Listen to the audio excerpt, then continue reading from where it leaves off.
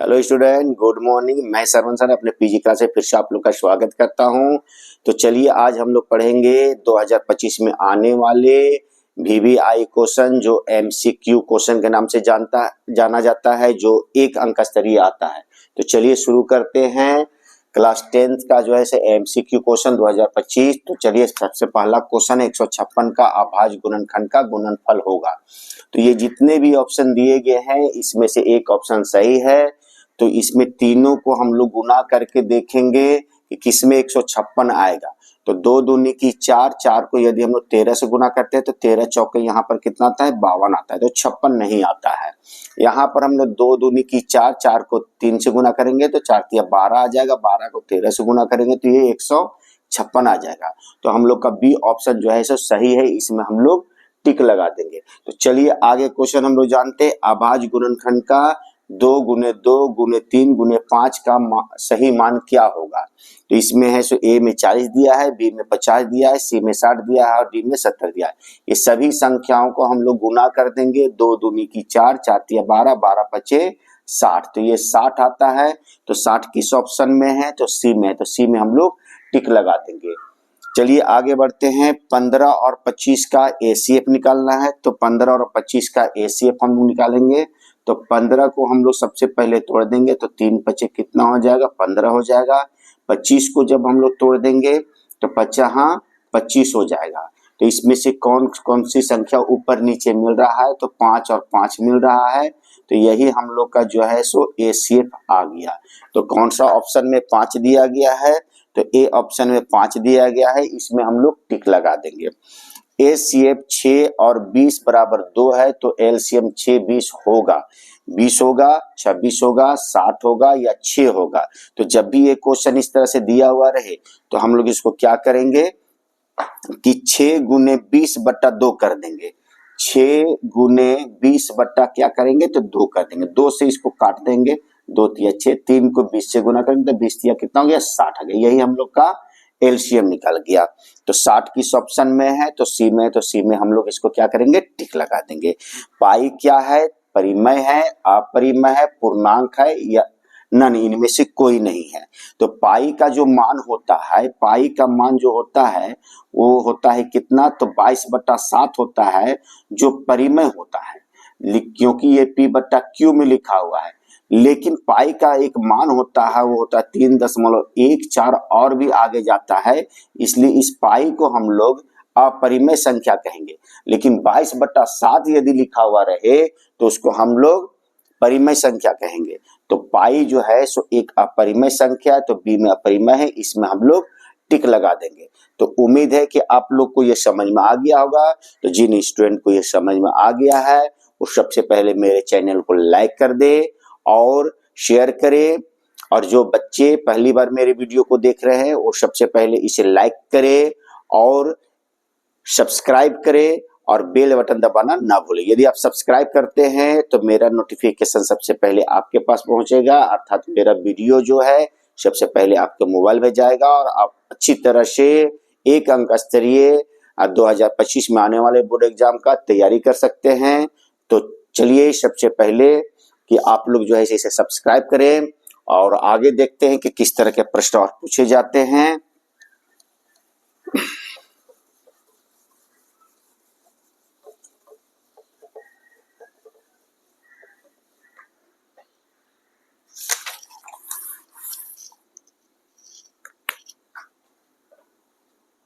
छह में है √2 है, ए में परिमेय, बी में अपरिमेय,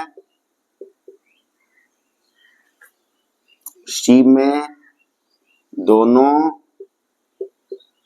डी में नन, मतलब इनमें से कोई नहीं।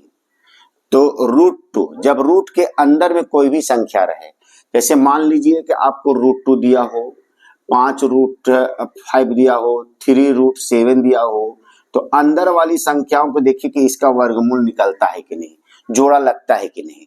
तो ये सभी संख्याओं का जो है सो वर्गमूल नहीं निकलेगा। तो सभी संख्याएं अपरिमेय संख्या होगा, और जिसका जो है सो वर्गमूल निकल जाएगा वो परिमेय संख्या होगा, उसमें हम लोग को टिक लगा देना है। तो यहाँ पर √2 है सो एक अपरिमेय संख्या, इसमें हम लोग टिक लगा देंगे। 7वां क्वेश्चन जो है सो दिया हुआ है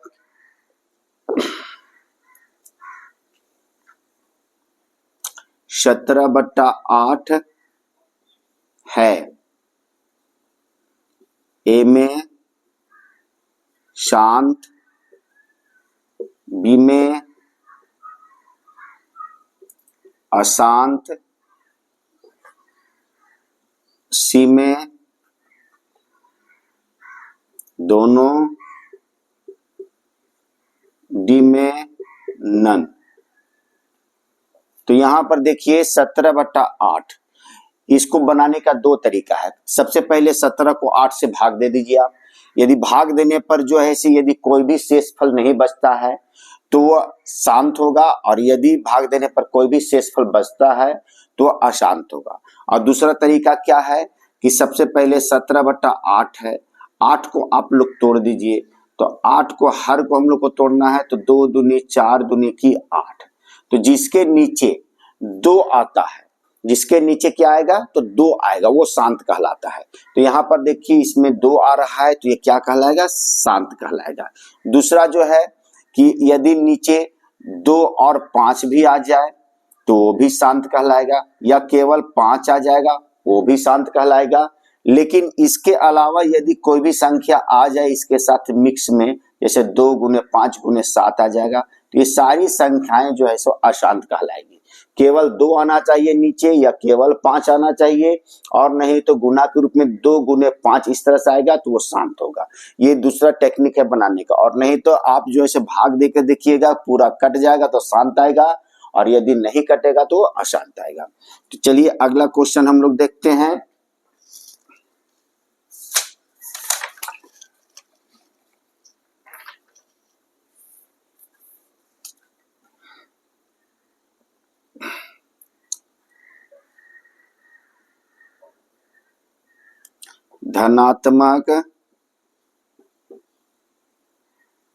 धनात्मक समपूर्णांक है, समपूर्णांक है। ए में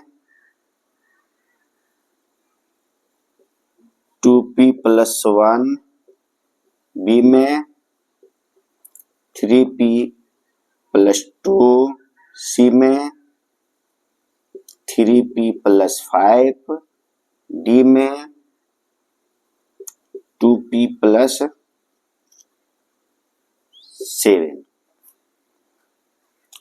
तो सबसे पहले धनात्मक समपूर्णांक, तो समपूर्णांक का मतलब सम संख्या। क्या हो गया, सम संख्या। तो सम संख्या जो है सो वह हम लोग का जो होता है वो कितना से कटता है, तो 2 से कटता है। 2 4 6 8 10, ये सम संख्या। तो इसमें हम लोग कैसे पहचानेंगे, तो सबसे पहले पहचानना है कि अंतिम में जो है सो यहाँ पर 1 है जो 2 से नहीं कटेगा, 2 है तो ये है सो 2 से कटेगा, और यहाँ पर जो है सो मान लीजिएगा 6, ये भी 2 से कटेगा, और 7 है सो 2 से नहीं कटेगा। अब ये दोनों संख्याओं में से कोई भी धनात्मक समपूर्णांक हो सकता है, लेकिन इसमें हम लोग को याद रखना है कि यदि इस इंग्लिश वर्ड के आगे कोई भी संख्या रहेगा वही है सो धनात्मक समपूर्णांक या विषम पूर्णांक होता है। क्यों, क्योंकि हम लोग का जो ये सूत्र है वह है सो हम लोग जानते हैं कि यूक्लिड विभाजन विधि में जो है सो हम लोग क्या पढ़ते हैं, आप जानते हैं कि Q बराबर, या शॉर्ट में ये भाज्य बराबर जो होता है वो होता है भागफल गुने भाजक प्लस शेष होता है। क्या होता है, तो शेष होता है। तो यहाँ पर जो है सो हम लोग का जो है भाज्य जो है सो हम लोग इसको हटा दीजिए। अब इसमें देखिए तो ये 2 संख्याएं हैं एक तरह से, मान लीजिए कि यहाँ पर 6 रहेगा, यहाँ पर p रहेगा, तो 6p इसको लिखेंगे, और प्लस में यहाँ पर 1 2 3 4 जो भी रहे, जितना भी शेष आए, तो इसको 6p+2 लिखेंगे हम लोग।